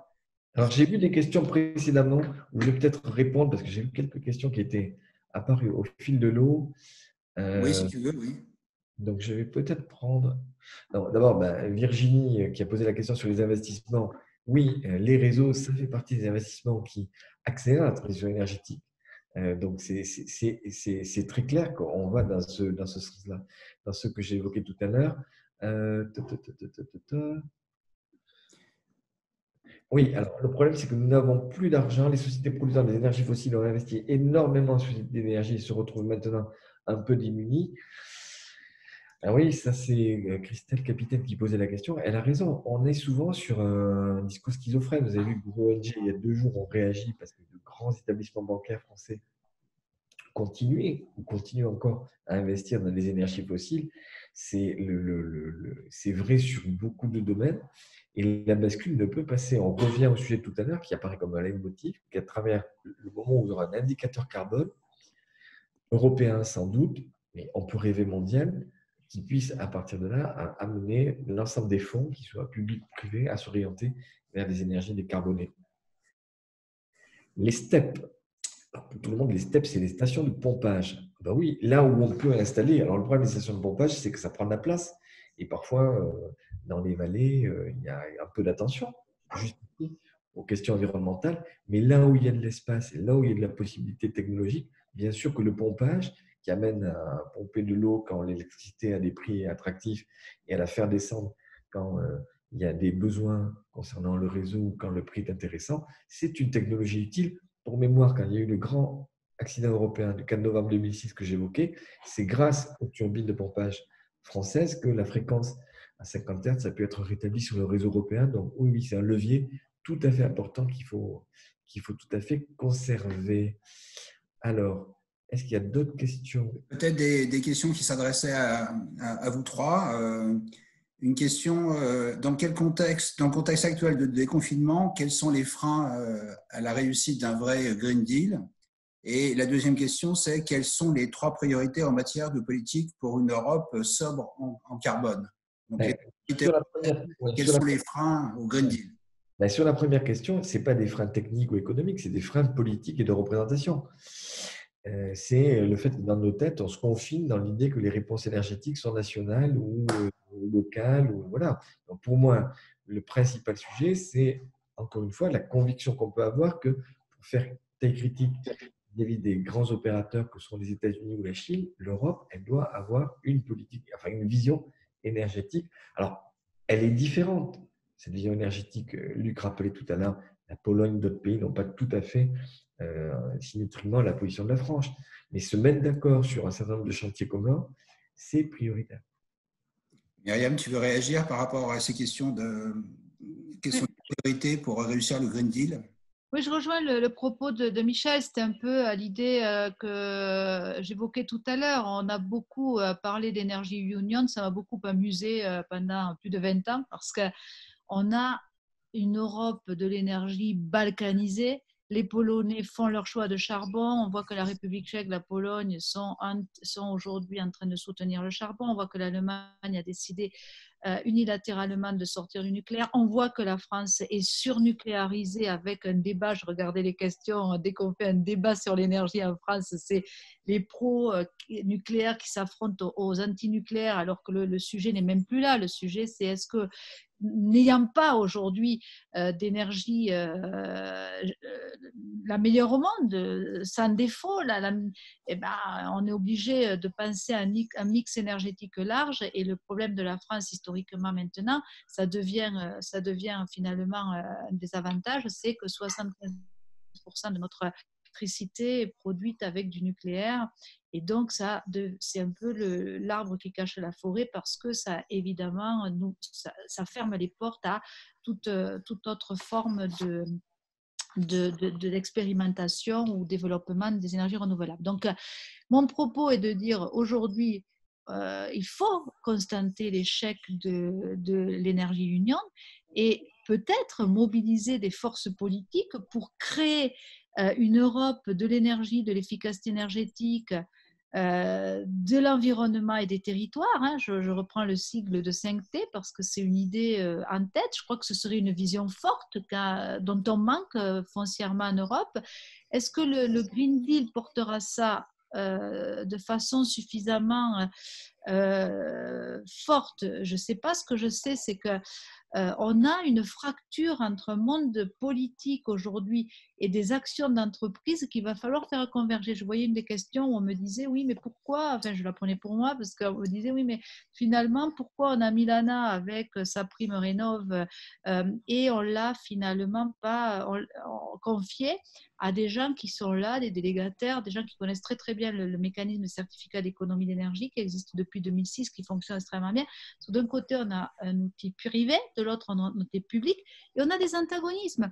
Et ce qui est dommage, c'est que finalement, des solutions qui devraient converger et dont on devrait parler en bonne intelligence deviennent concurrentes. C'est pour ça que mon propos, qui est grave, de dire finalement, on a besoin de politique, c'est évident, on a besoin de réglementation.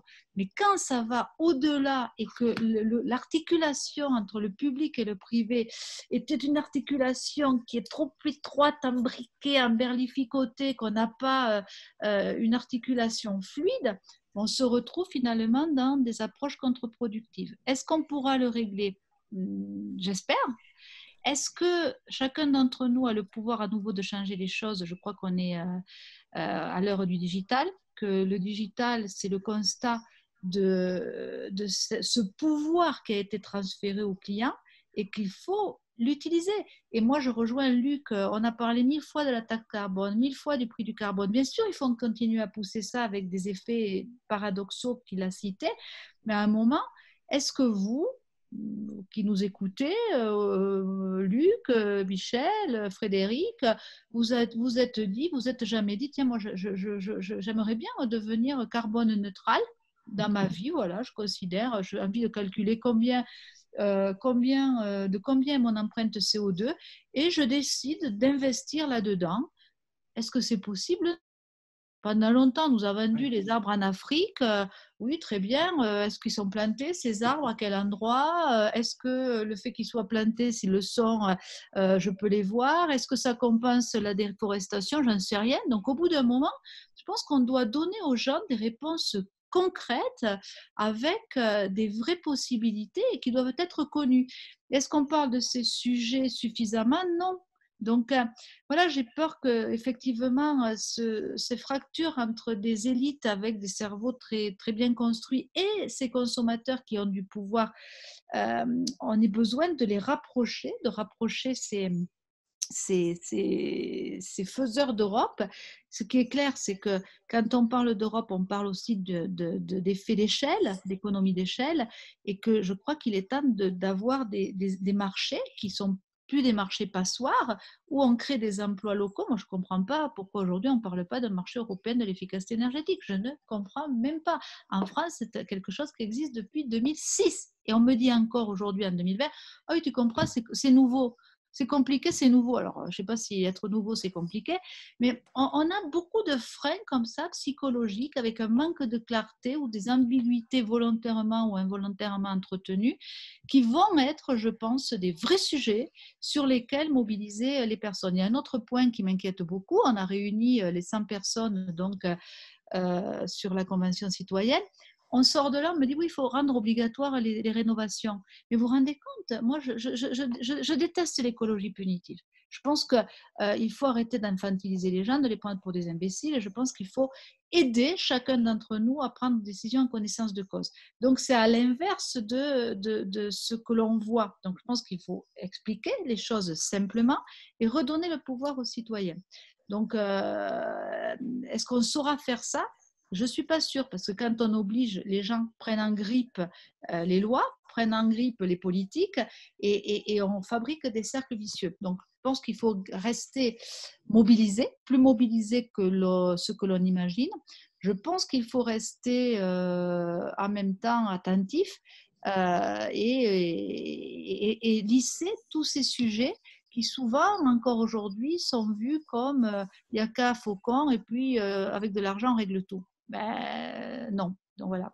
Alors je vois de nouveau propos sur le nucléaire. Je trouve que c'est dommage. Je finis avec ça parce que j'ai vu beaucoup de réactions là-dessus. Je trouve que c'est dommage encore aujourd'hui d'opposer le nucléaire à tout le reste. Bon, voilà. Moi, je pense que le nucléaire a sa place. D'ailleurs, Lou, qui nous écoute, est parti et a des propos très précis sur un nucléaire de nouvelle génération. Je pense qu'il faut arrêter maintenant ce débat des pros et des contre le nucléaire.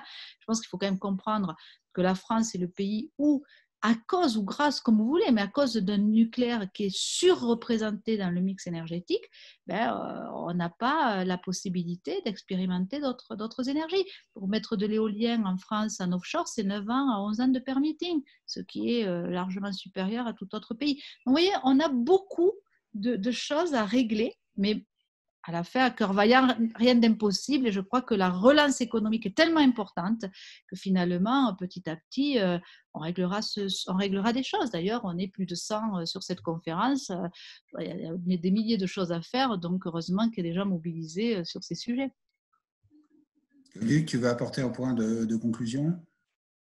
De conclusion, non, peut-être pas, mais effectivement, c'est intéressant de voir que j'avais hésité à mettre mon petit slide, mon petit rectangle jaune sur le nucléaire. Je vois que ça provoque toujours une réaction. Et effectivement, je crois que ça n'est pas le sujet. Le sujet, c'est comment faire en sorte que ce nucléaire qui est là ne bride pas le décollage d'autres activités d'innovation comme l'hydrogène, par exemple. Voilà. J'allais justement conclure en disant on a réussi à échapper à un débat sur le nucléaire, mais en fait, pas totalement.